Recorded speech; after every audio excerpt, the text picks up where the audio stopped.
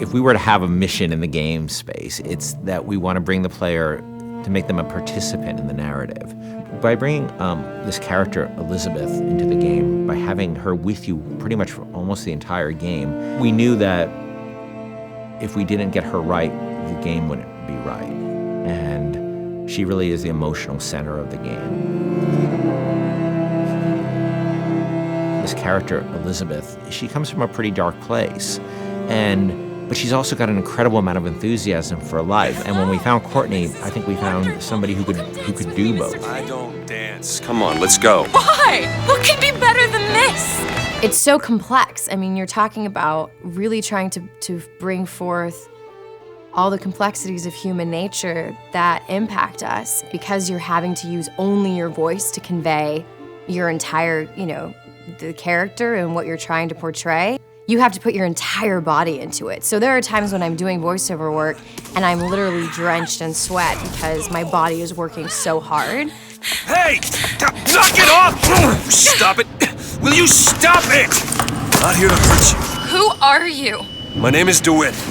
I'm a friend. I come to get you out of here. Get away!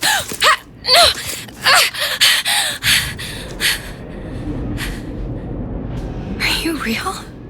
It's not these one-note emotions, and I think that's what was so important to us as a collaborative team, to be really putting forth a narrative that was strong and that was complex and that was, reflective of how deep and the myriad of emotions that the human beings experience.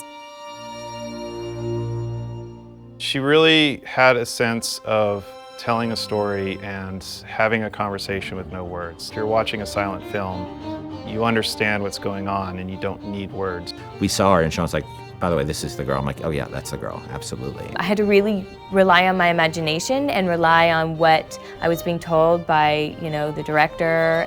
Weird for me to see myself, literally, every movement that I did. Yeah. I mean, I see myself in it. I mean, it might not be my face, but the thing is she's actually in a world. When I did it, I was in an empty room. Yeah. They put me out into this giant sort of basketball court, it looked like, with stuff taped out on the floor that was sort of the imaginary, world.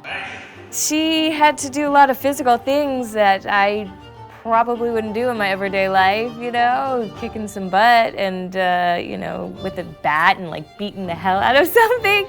It just started to feel like it was my voice, I just really started to connect with it physically, and this voice was all one. I don't understand, how could we get there? The incredible voice acting and the incredible motion capture acting was the most useful and inspiring element that we could have had for Elizabeth. Liz will follow you around the world, and if you decide that you don't want to go where she thought you were heading, she can handle that really, really cleverly. She will stop if you stop. She will keep running if you decide that you're not interested in what you're doing here.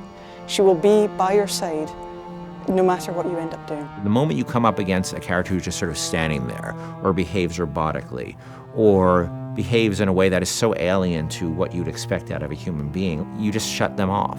And you just say, oh, they're just a video game character. I don't need to worry about feeling anything about them. And so we tried a lot of things. We tried to make Liz have emotions so that she can react to things in the world and things that you do. For example, we might say that Liz will feel comfortable leaning against this wall, but she'll do so with her arms crossed.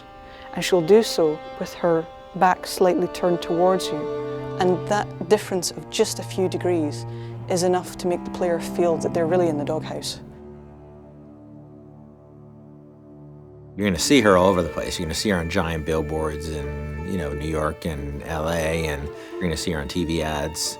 I said, okay, well, if we're going to find a person to play Elizabeth, I think we already have that person. Еще один из самых первых вариантов Элизабет, я сказала, боже мой, это же я должна ее сделать.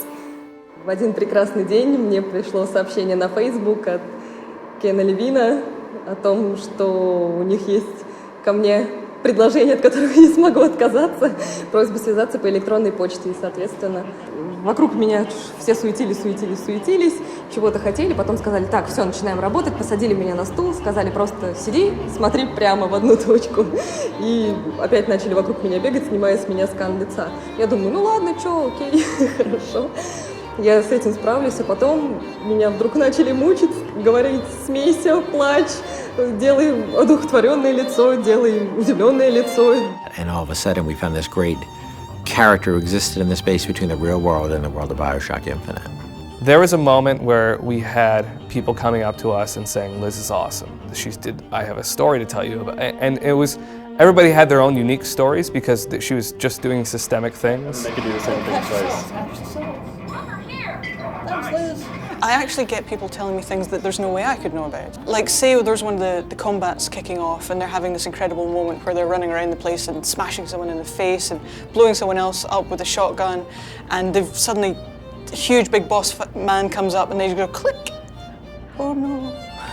And then suddenly from the side, Liz goes, Booker, over here! You press the button, she throws it, you grab it and just go boom! And they come up to me and go, and it was amazing! I was like, yeah, me and Liz, we're gonna kick ass, nothing we can't do. That's right.